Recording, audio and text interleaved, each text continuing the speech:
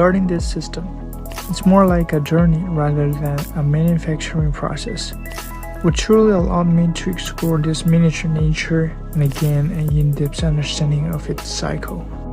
Every single plant, every fish, and even every drop of water within the system is involved. It's not deliberate, not destructive, not chaotic. It's a dedicated balance. And this full participation balance is very fragile. Breaking or maintaining it is quite simple. It's just a matter of doing or not doing. But for us, it becomes much more complicated.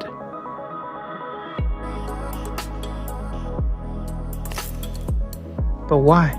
Because capital, survival, or the process of progress. Maybe all of these are involved. This makes me reflect. The ecosystems shown in the picture are the three I selected from among many others. They represent my 3 periods. 1. Experimentation. 2. Deepening. 3. Design.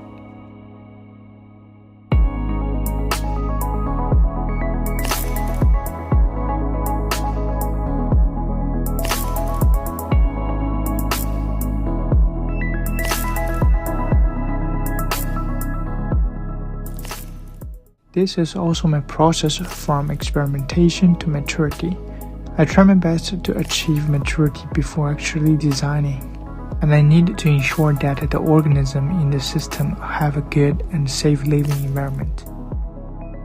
This is my work, the Epsom Church from my high school period.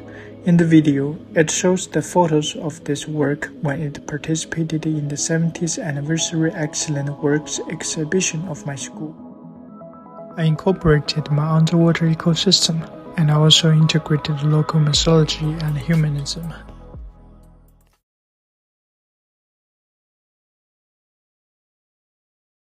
Plants are one of the oldest species on this planet. They possess strong vitality and adaptability even if the environment they are in is no longer suitable for survival. They can spread their seeds to distant places through various methods. The banyan tree is one of them. Nowadays, it almost blends in with the local environment, even in the still jungle of modern society. Their root systems and branches are both flexible and strong, extending outwards over several years. They grow very firmly and blend seamlessly with the urban architecture.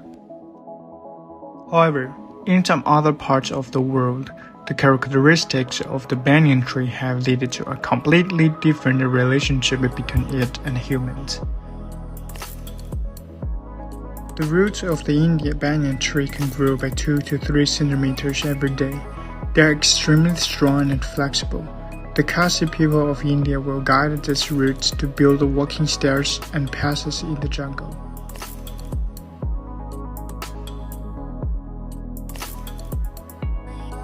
This is one of the wettest places in the world, with an average daily rainfall of up to 30 centimeters.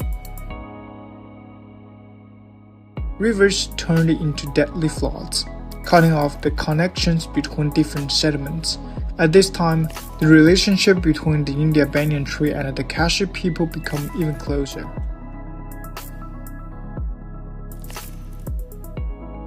The Khasi people planted Indian banyan trees along the riverbank.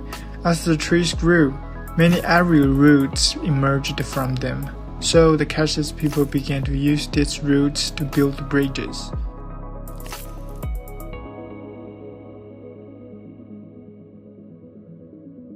The Khasi people use bamboo tubes to guide the direction of the root system, extending all the way to the opposite riverbank.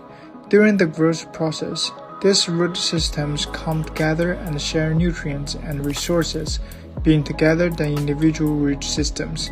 They once said, the bundled root systems are like the emotional bonds among the Khasi people. At the same time, a bold idea emerged in my mind. Could people truly integrate plants, culture, and architecture in this way?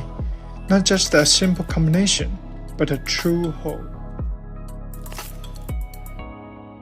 The tree roots serve as the walls and the exterior facade, without affecting the interior space. The tree roots alone are not sufficient for bearing the weight. Thus, guiding the tree roots becomes an interesting challenge. Of course, this is just an idea. The duration of the tree roots growth, how they transport nutrients and water, and the overall design of the structure and stability are all difficult problems. In any case, the emotional bonds and the traditional humanistic concepts of the Kazh people, which are in harmony with nature, deeply touched me.